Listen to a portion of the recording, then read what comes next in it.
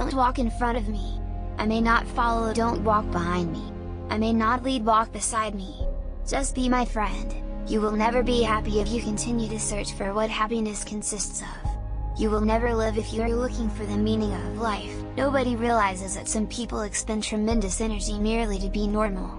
You know what charm is? A way of getting the answer yes without having asked any clear question.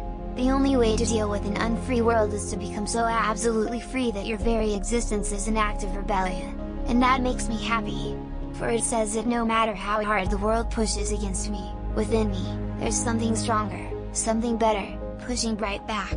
I may not have been sure about what really did interest me, but I was absolutely sure about what didn't. An intellectual?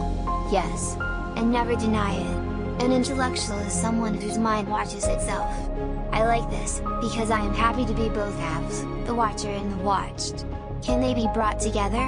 This is a practical question. We must get down to it. I despise intelligence really means, I cannot bear my doubts. I used to advertise my loyalty and I don't believe there is a single person I love that I didn't eventually betray. Oh light! This is the cry of all the characters of ancient drama brought face to face with their fate. This last resort was ours, too, and I knew it now. In the middle of winter I at last discovered that there was in me an invincible summer. I have no idea what's awaiting me, or what will happen when this all ends.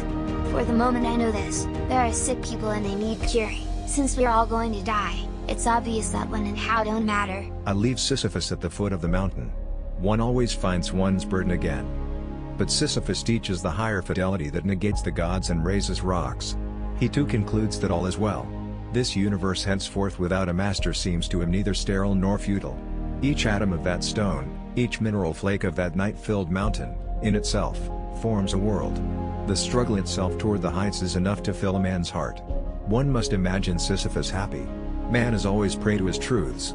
Once he has admitted them, he cannot free himself from them. I looked up at the mass of signs and stars in the night sky and laid myself open for the first time to the benign indifference of the world. Every act of rebellion expresses a nostalgia for innocence and an appeal to the essence of being. I would rather live my life as if there is a God and die to find out there isn't, than live my life as if there isn't and die to find out there is. When you have once seen the glow of happiness on the face of a beloved person, you know that a man can have no vocation but to awaken that light on the faces surrounding him. In the depth of winter, I finally learned that within me there lay an invincible summer. It was as if that great rush of anger had washed me clean, emptied me of hope, and, gazing up at the dark sky spangled with its signs and stars, for the first time, I laid my heart open to the benign indifference of the universe. To feel it so like myself, indeed, so brotherly, made me realize that I'd been happy, and that I was happy still. For all to be accomplished, for me to feel less lonely, all that remained to hope was that on the day of my execution there should be a huge crowd of spectators and that they should greet me with howls of execration.